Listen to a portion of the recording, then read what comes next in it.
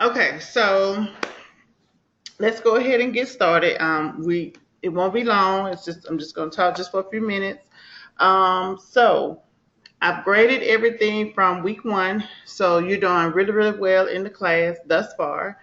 Um, for this week, you'll concentrate on chapters 6 through 10.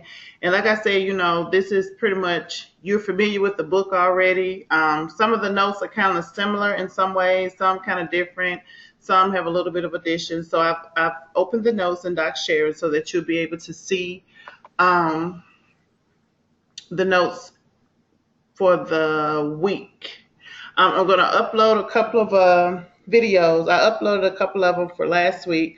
I'm going to upload a couple of them for this week for you to just kind of look at.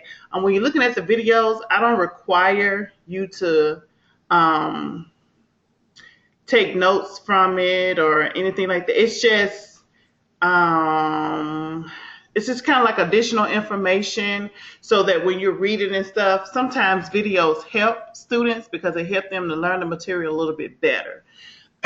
So when you're looking at your chapters for this week, it's going to talk about health insurance, how we finance health services, the workforce, different types of hospitals, biomedical research. This is all information that you're familiar with because of the classes that you've taken before. So it should be more of a refresher course for you, not necessarily brand new material. So that should be easy for you. Your questions again will be set up like they were pretty much like last week, where they're just going to be like short answer type questions. Um, they don't have to be like really long, drawn out, anything like that. As long as you cover what the actual question is, you're good. So that's why I try to limit, because I know that they are short answer questions. I try to limit them to like, 2, 3 questions. If it's like 3 or 4 questions, I usually make sure it's like something that really does have like a very short answer and not anything that's going to be long, take you a lot of time to do. Because I don't want you to get bored with the homework or anything like that. As far as your threaded discussion, I have responded to your post. I responded last night to your post. And your journal, of course, you have until tomorrow night to turn your journal in. That's fine because we're just having the meeting today. Um, let's see. So for today, I can tell you that your activity, if you haven't already looked, your activity is some terms. I think it's about 30 terms, and they should come from, let's see, chapters 6, 7, and 8. You're going to do tomorrow. I have you doing a scavenger hunt, but I'm not sure if it's the one that you're going to do for the Jefferson County Health Department or maybe a different one. But I think I have you doing and then if it's not that one, it's probably going to be one that's on one of the professional sites for healthcare managers.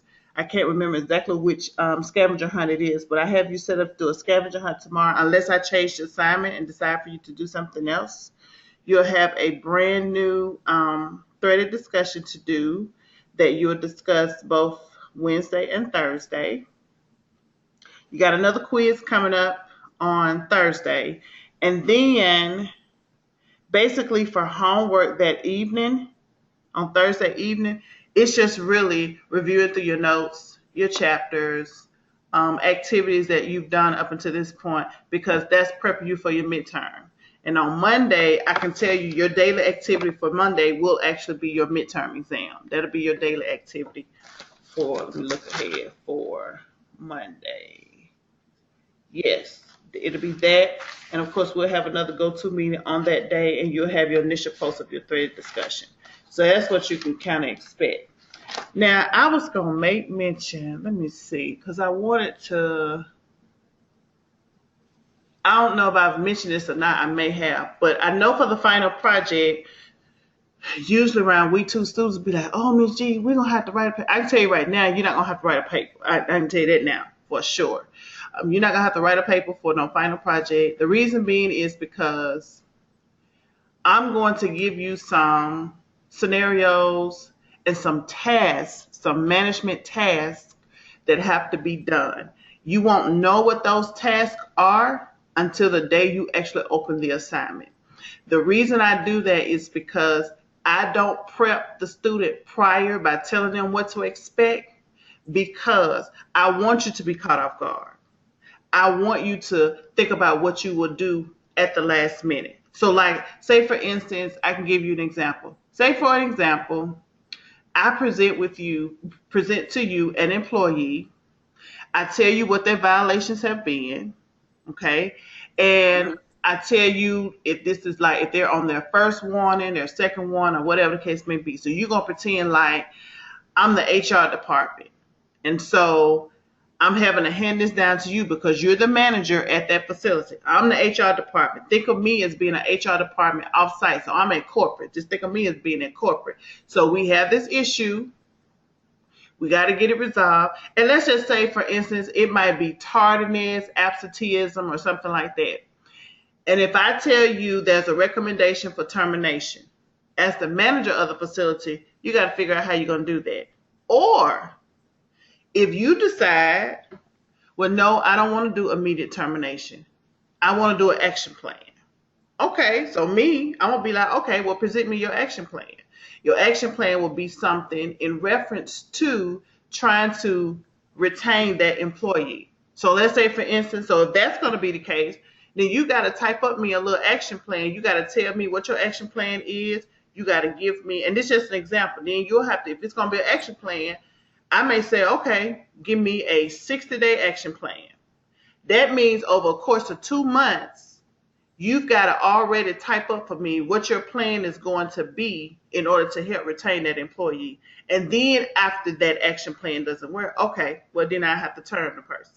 Stuff like that. Or I may present you with something that says you may have to do some scheduling stuff. I may have you scheduling some stuff.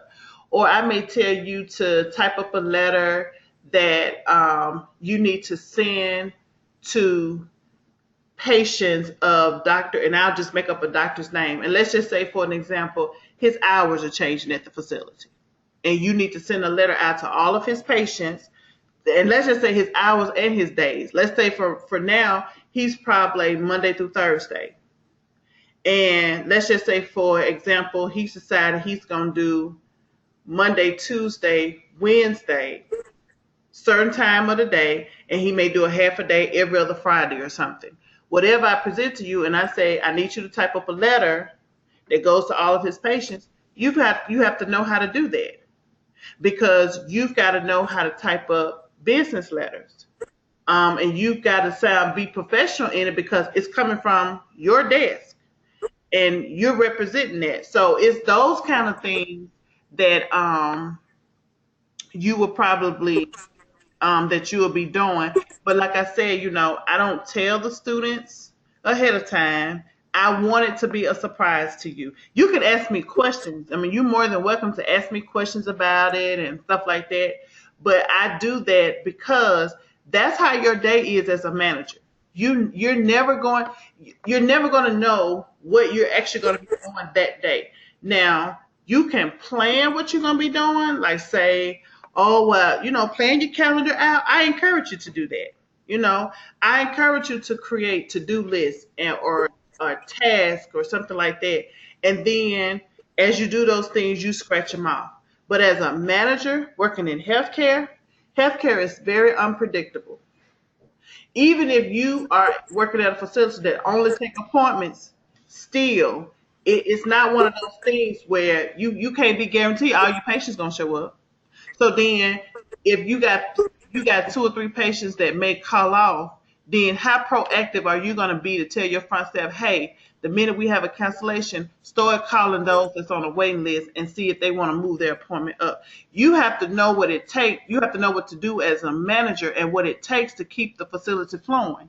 And if you got 2 or 3 people call out and cancel out on any given day, then you got to be on top of it to say, hey, let's call Miss So-and-so. She wanted an early appointment.